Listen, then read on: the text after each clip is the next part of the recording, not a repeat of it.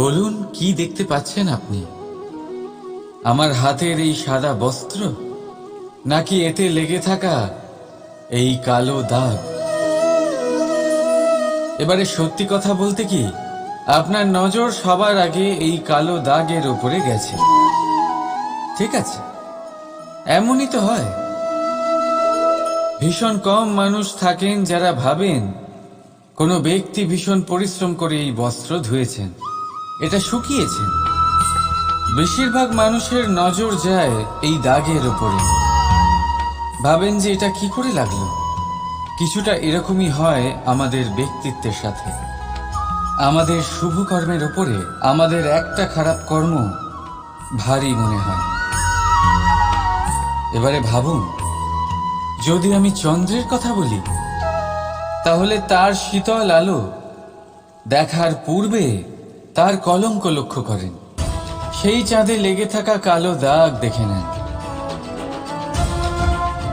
সেই জন্যই বিশেষ করে যারা শুধুমাত্র শুভ চিন্তা করেন আর উপকারী কর্ম যারা করেন, তাদের আমি বলবো সাবধানে থাকবেন।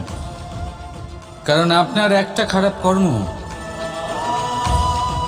চিরকালের জন্য উদাহরণ হয়ে দাঁড়াবে। রাধা রাধা। বিরোধিতা এমন এক শব্দ যা শুনে আমরা সবাই ভয় পেতে থাকি। যদি কেউ আমাদের বিরোধিতা করে তা আমাদের সহ্য হয় না। আমরাও কারোর বিরোধিতা করে কোনো শত্রুতা করতে চাই না। এই ধরনের ভাবনা আমাদের মনে আসতেই থাকে। কিন্তু বিরোধিতা এই শব্দ আপনার শান্তির জন্য, আপনার সুখের জন্য কতটা গুরুত্বপূর্ণ তা আপনারা জানেন না। তাই যদি কাল এসে কেউ আপনার বিরোধিতা করে, তখন সবার আগে নিজেকে যাচাই করুন। আপনি কি ভুল করেছেন? আপনার দোষ কি? নিজের মধ্যে কি ত্রুটি আছে সেটা বোঝার চেষ্টা করুন। নিজেকে সংশোধন করার চেষ্টা করুন। তারপর দেখুন, বিরোধিতার এই আগুন আপনাকে স্বর্ণ থেকে কুন্দন বানিয়ে তুলবে। বলা হয় এই সংসারে খারাপ বেড়েই চলেছে, কিন্তু তার কারণ এ নয় যে খারাপ মানুষ বেড়ে চলেছে। তার কারণ হলো যে ভালো মানুষ, যাদের ভালো চিন্তা, ভালো বিচারধারা আছে, তারা খারাপের বিরোধিতা করতে পারে না।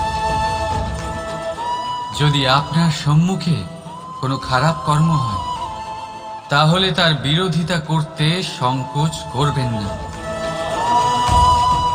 কারণ বিরোধিতার এই আগুন মন্দকে পিছুপা হতে অবশ্যই বাধ্য করে। রাধা রাধা। ঘোড়াকে যতই প্রশিক্ষণ প্রদান করুন, তার মুখে লাগাম তো পরাতেই হবে। একজন ভালো চালক সেই ঘোড়ার লাগাম মাঝে মাঝে টেনে ধরে, তাকে সঠিক পথে চালিত করতে, যাতে সেই ঘোড়া দিকভ্রান্ত না হয়। এবার একটু ভাবুন, ঠিক এরকমই হয় আমাদের মন। যদি এটা বিবেকের লাগাম দিয়ে মাঝে মাঝে আমরা টেনে না ধরি, তাহলে আমাদের এই মন দিকভ্রান্ত হতে পারে। আর যদি আপনি আপনার লক্ষ্যে পৌঁছতে চান, তখন মনের এই লাগাম মাঝে মাঝে আপনাকে অবশ্যই টেনে ধরতে হবে। কারণ বিবেকের এই পথ প্রদর্শনই আপনাকে ভালোভাবে আপনার লক্ষ্যে পৌঁছে দেবে। মনে রাখবেন, আর আমার সাথে ভালোবেসে বলবেন, রাধা রাধা। আপনি কখনো জাঁতা কল দেখেছেন? তাতে গম পেষা হয়। গমকে এমনভাবে পেষা হয় যাতে আমরা তা খেতে পারি, জীবিত থাকতে পারি। আর যদি আপনি মন দিয়ে দেখেন, তাহলে কলের নিচের অংশ কখনো ঘোরে না, শুধুমাত্র উপরের অংশই ঘোরে। আর তবেই তা গম পিষতে পারে, আর তবেই রুটি তৈরি হতে পারে। কিন্তু ভেবে দেখুন, যদি কলের দুটো অংশই ঘুরতে থাকে, তাহলে কি হবে? তা গম পেশার বদলে একে অপরকে পিষে নিজেদের অস্তিত্ব শেষ করে দেবে। তাই জীবনে কোনো কাজ যখন মন আর মস্তিষ্ক মিশিয়ে করা হয় তখনই তা সম্পন্ন হয়। কিন্তু যখন বিষয় হলো ভক্তির, তখন মস্তিষ্কের যুক্তির মৌন থাকা প্রয়োজন। আর যখন বিষয় হলো কর্ম আর ন্যায়ের, তখন মনের আবেগের মৌন থাকা প্রয়োজন। তাই মন আর মস্তিষ্কের এই সম্মিলনে সতর্ক থাকবেন। একসাথে অবশ্যই চলবে, কিন্তু একে অপরের বাধা যেন না হয়ে দাঁড়ায়। রাধা রাধা। আমি একটা এমন শব্দ যার অনেকগুলি মানে হয়, যার আসল অর্থ হল অহং। যদি আপনি কথা বলেন সৃষ্টির নির্মাণ নিয়ে, তাহলে আমি ব্রহ্মদেব হয়ে সৃষ্টির নির্মাণ করবে। যদি আপনি কথা বলেন প্রলয়ের, তাহলে সেই আমি মহাদেব হয়ে বিনাশ করবে। এই আমি সঙ্গতিপূর্ণ, কিন্তু শুধু ততক্ষণ যতক্ষণ আপনি এটা সবার সাথে ভাগ করছেন। কিন্তু আমরা বহুবার এর মানে বুঝতে পারি না। এই অহংকে সীমিত করে দিই একটা ব্যক্তি অবধি, শুধু নিজে। আর তখনই জেগে ওঠে অহংকার, যাতে প্রাধান্য পায় শুধুমাত্র আমি, আমরা নয়। আর একজন ব্যক্তি একা না উৎপাদন করতে পারে আর না করতে পারে সৃজন। এবারে দেখুন, বৃষ্টির এক ফোঁটা, তারও অস্তিত্ব আছে, কিন্তু তা ধরিত্রীতে পড়লেই সমাপ্ত হয়ে যায়। কিন্তু যখন ফোঁটাগুলি একসাথে পড়ে, তখন শুরু হয় বর্ষা, আর তখনই তৈরি হয় ধারা। রাধা রাধা।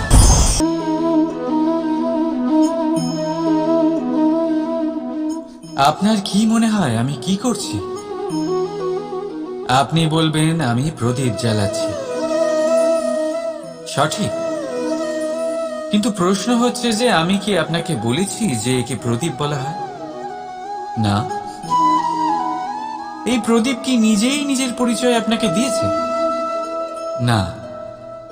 তাহলে আপনি কি করে জানলেন যে একে প্রদীপ বলা হয়? উত্তর হচ্ছে প্রকাশ, যে স্বয়ং জ্বলে অন্ধকারের মধ্যে সংসারকে পথ দেখায়, সেটাই প্রদীপ।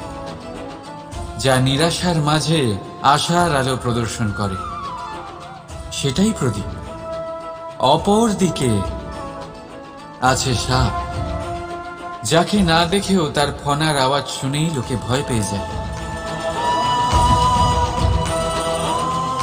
তার মানে ব্যক্তির পরিচয় তার কর্মের দ্বারা পাওয়া যায়। তাই আপনার এটা বলার প্রয়োজন নেই যে আপনার পরিচয় কি। এটা আপনার কর্মই নিশ্চিত করবে যে লোকে আপনাকে প্রদীপ ভেবে ভালোবাসবে নাকি সাপ ভেবে ভীত হয়ে থাকবে। রাধা রাধা। প্রকৃতি মানুষকে এক বিশেষ শক্তি দিয়েছে, অন্য জীবের থেকে বেশি শক্তি দিয়েছে। স্মরণ শক্তি। এই শক্তি মানুষকে অন্য জীবের থেকে ভিন্ন করে, ইতিহাস রচনা করার প্রেরণা দেয়, জ্ঞানকে বংশানুক্রমে এগিয়েও নিয়ে যায়। আর যারা ভুলে যান, অধিকাংশ সময় তারা উপহাস আর দয়ার পাত্র হয়ে যান। কিন্তু এটাই কি প্রকৃত রূপে সত্য? না।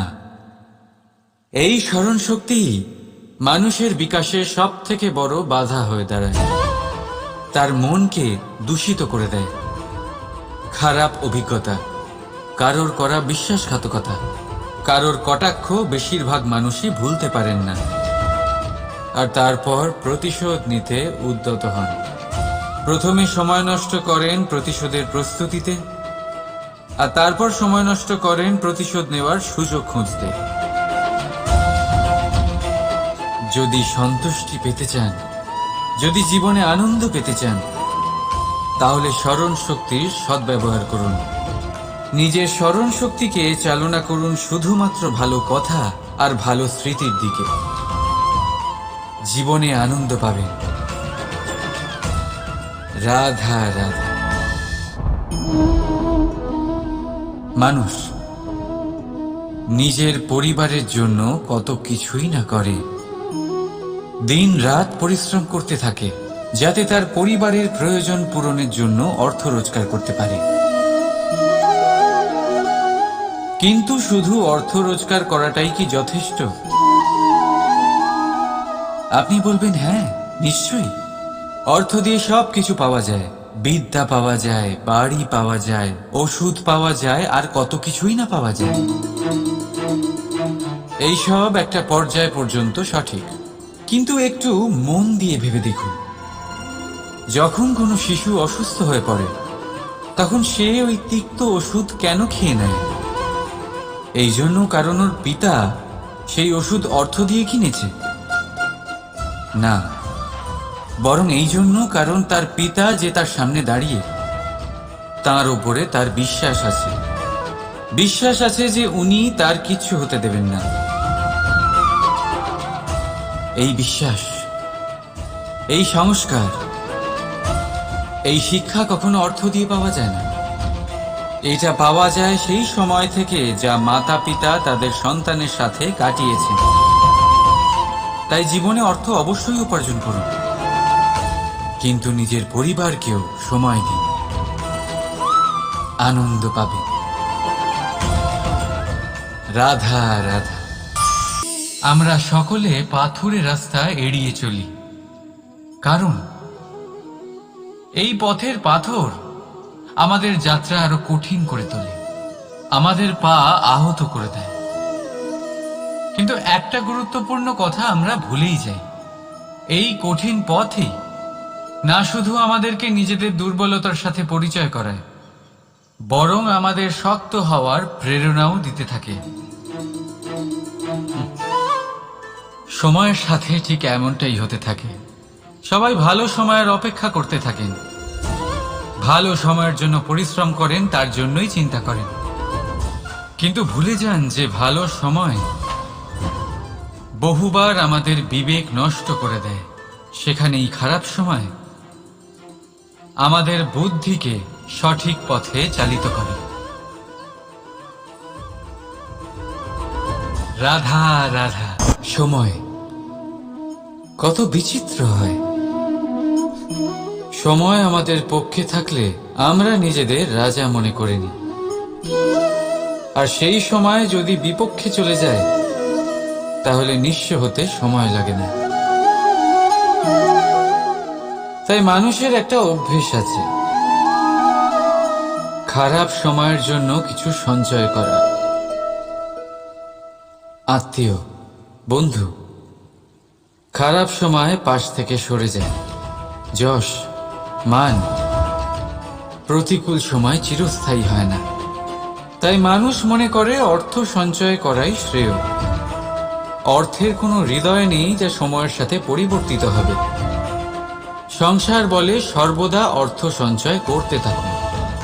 খারাপ সময় অবশ্যই কাজে লাগবে, কিন্তু আমি বলবো শুভ কর্ম করতে থাকুন, আনন্দে থাকুন, নিজের ওপর আর ঈশ্বরের ওপরে বিশ্বাস রাখুন। খারাপ সময় কখনো আসবেই না। রাধা রাধা। আপনি কি ওই মাকড়সার জাল দেখতে পাচ্ছেন? মাকড়সারা ভীষণ পরিশ্রম করে এটা তৈরি করে, নিজের শরীরের রস দিয়ে এই জাল বোনে। আপনি কি এটার উদ্দেশ্য জানেন? আসলে মাকড়সা এই জালে ছোট কীটপতঙ্গ ধরে তাদেরকে খাদ্যরূপে গ্রহণ করে। কিন্তু আপনি কি এই কথা জানেন যে একদিন মাকড়সা নিজেই নিজের জালে জড়িয়ে মৃত্যুবরণ করে থাকে? বলুন, কি করেন আপনি এই জাল দেখতে পেলেই মুছে ফেলেন এর অস্তিত্ব, তাই না? তেমনি অন্যদিকে পাখির বাসা, পাখিরাও ভীষণ পরিশ্রম করে এটা তৈরি করে। কিন্তু যদি পাখি একদিন এটা ছেড়ে চলে যায় তাহলেও লোকে এটা নষ্ট করে দেয় না। কারণটা কি? এর কারণ হলো এর নির্মাণ জীবন সঞ্চারের জন্য করা হয়েছিল, নষ্ট করার জন্য নয়। তাই মনে রাখবেন, জীবনে আপনার পরিশ্রম যতই বেশি হোক না কেন, যদি আপনার লক্ষ্য শুভ না হয়, তাহলে আপনারও বিনাশ নিশ্চিত। তাই সৃজন করতেই থাকুন আর মুগ্ধ হয়ে বলুন, রাধা